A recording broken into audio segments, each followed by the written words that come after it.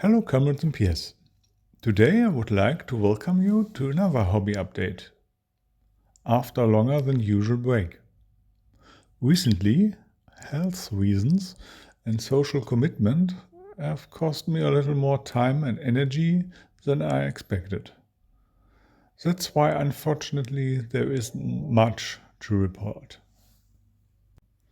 After I had painted the first Protestant unit, the Swedish Blue Regiment, I wanted to follow up with the next regiment, the Swedish Yellow Regiment, and try out a few ways to speed up the painting process a bit. The color scheme was based on a German version of the Osprey book about Gustav Adolf's army. As the base color for the clothing, I used contrast Yanden Yellow, which I've already had positive experience with when painting Skaven.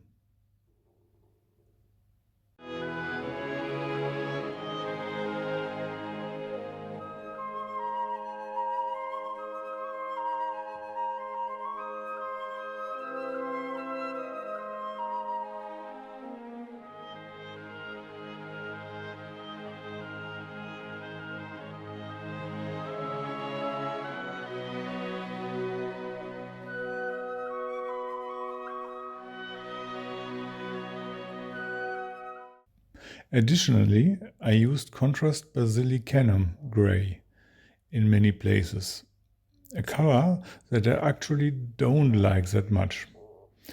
It doesn't cover enough for my taste, and the result isn't that nice as I would like as a gray tone.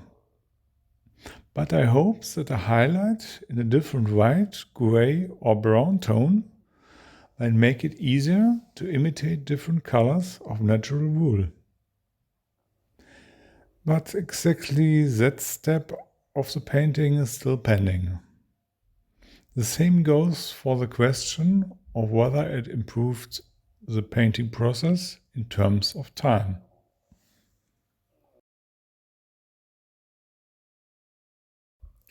Furthermore, I finally finished the BA-10 as the first vehicle for the Soviets.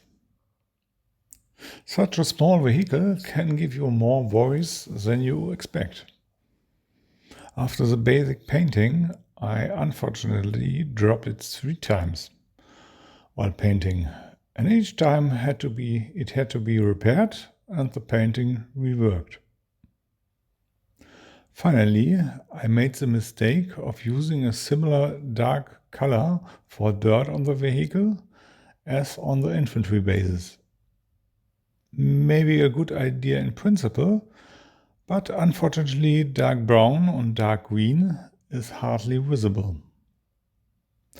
I will probably switch from Russian splash mud to light brown or industrial splash mud in the future for Russian vehicles. The darker mud type is more appropriate for German tanks and trucks. Even so, I unfortunately didn't get to play any miniature wargames. I was able to at least play 2 test games of Europa Universalis, the board game.